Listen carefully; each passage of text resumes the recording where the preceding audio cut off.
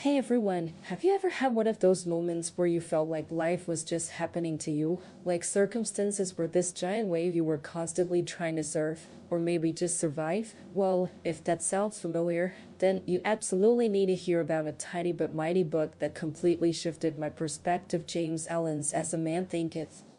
Now, before you think this is some dry academic read, let me tell you, it's anything but. This little volume, first published over a century ago, is like a friendly yet profound conversation with someone who's figured out some deep truths about how our inner world shapes our outer reality.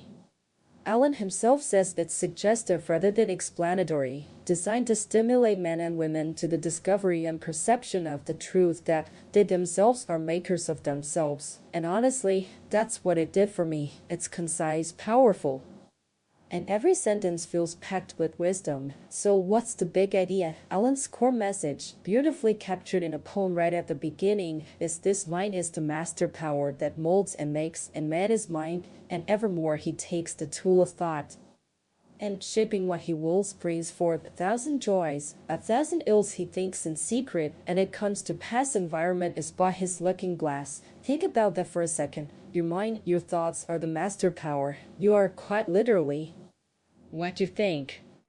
Your character isn't some random set of traits, it's the complete sum of all your thoughts. It's a bit like a garden, actually. Allen uses this brilliant metaphor, comparing your mind to a garden. You, the gardener, can either cultivate it intelligently, planting useful seeds, or let it run wild with useless weed seeds. Either way, it's going to produce something. If you want beautiful flowers and fruits that's right, useful, and pure thoughts, you have to actively weed out all the wrong, useless, and impure thoughts. It's a continuous process.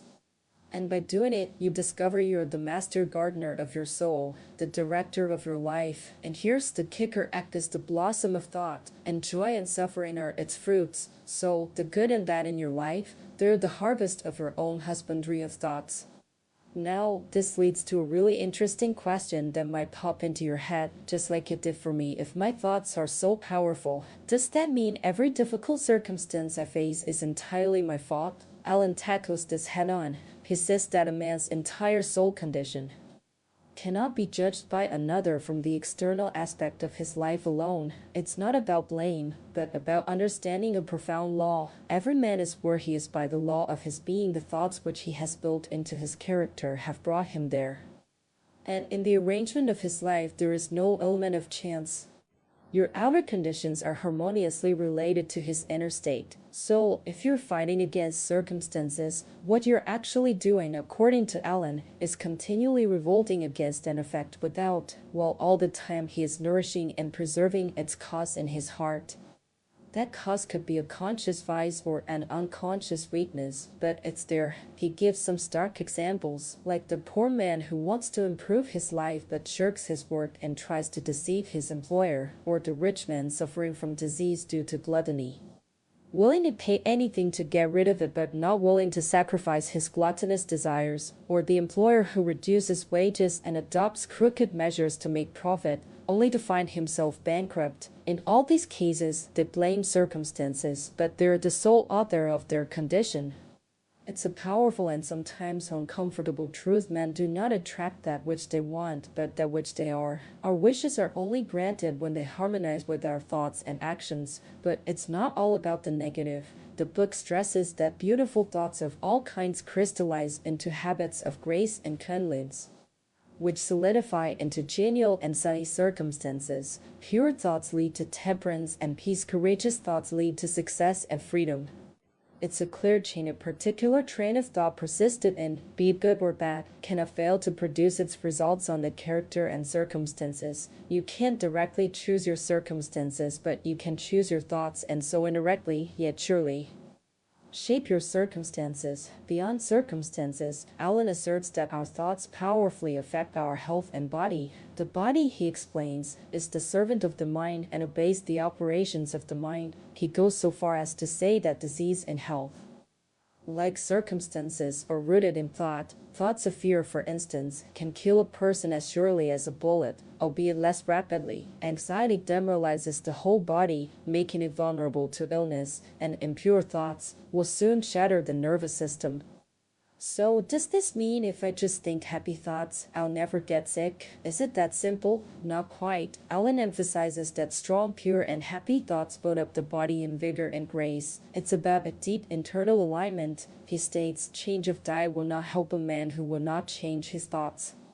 It's about a fundamental purity of heart and mind leading to a clean life and body. Thoughts of malice, envy, disappointment, despondency rob the body of its health and grace, even go so far as to say that a sour face does not come by chance, it is made by sour thoughts. The true physician for the body's ills is cheerful thought, and goodwill is the ultimate comforter for grief and sorrow. It's about letting thoughts of joy and goodwill and serenity freely into your mind to cultivate a strong body and bright countenance. Moving on to achievement. Alan makes it very clear all that a man achieves and all that he fails to achieve is the direct result of his own thoughts. This means your weakness and strength, purity and impurity are entirely your own responsibility, and only you can alter them. He points out that until thought is linked with purpose, there is no intelligent accomplishment.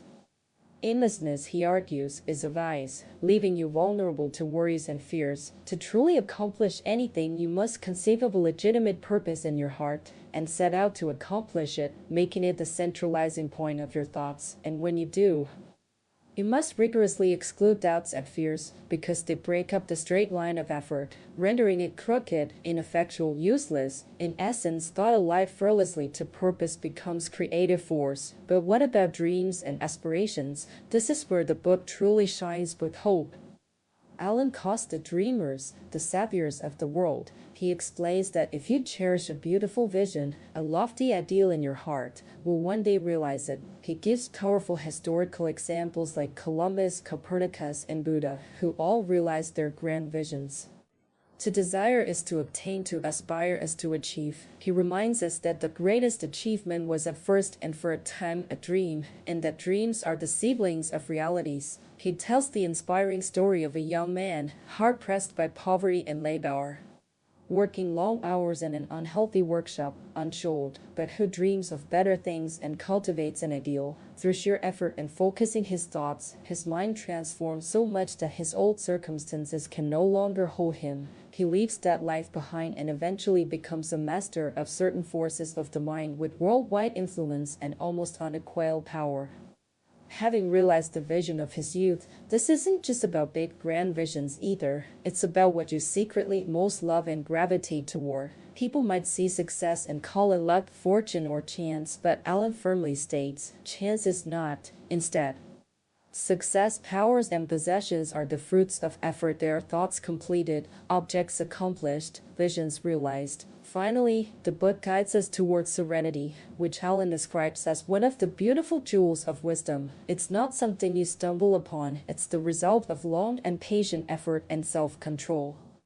As you gain a right understanding of yourself as a thought-evolved being and see the internal relations of things by the action of cause and effect, you naturally cease to fuss and fume and worry and grieve, and remains poised, steadfast, serene. A calm person adapts to others, gains influence, and finds greater success. Self-control is strength, right eyes, mastery, calmness is power, he declares. It's about making the winds and the storms of the soul obey you. The second part of the book, Morning and Evening Thoughts, acts like a daily companion, reinforcing these principles. It's filled with short, potent meditations for each day of the month, urging you to start each day with the right beginning for a cheerful and productive day. It continually stresses self-purification, controlling your tongue, cultivating love and compassion for all, and the constant practice of aligning your thoughts with your highest ideals. It reminds us that heaven and hell are inward states, and that true happiness comes from losing yourself in the service of others. In essence, James Allen's As a Man Thinketh is a profound call to absolute personal responsibility and empowerment.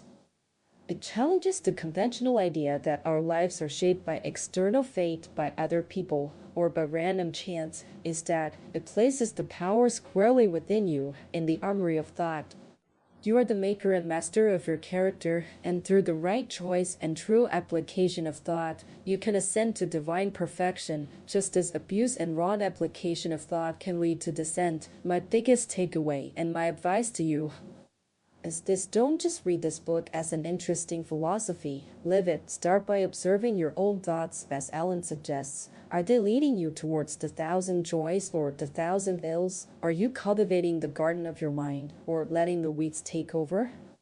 If you're willing to dig deep into the mind of your soul and truly watch, control, and alter your thoughts, linking cause and effect by patient practice and investigation, then you can unitarily prove that you are the true maker of your character, the molder of your life, and the builder of your destiny. It's not a quick fix, it's a profound journey of self-discovery and conscious creation. But as the book so powerfully concludes, you will be what you will to be. It's a message that resonates deeply, offering not just hope, but a practical pathway to shaping the life you truly desire.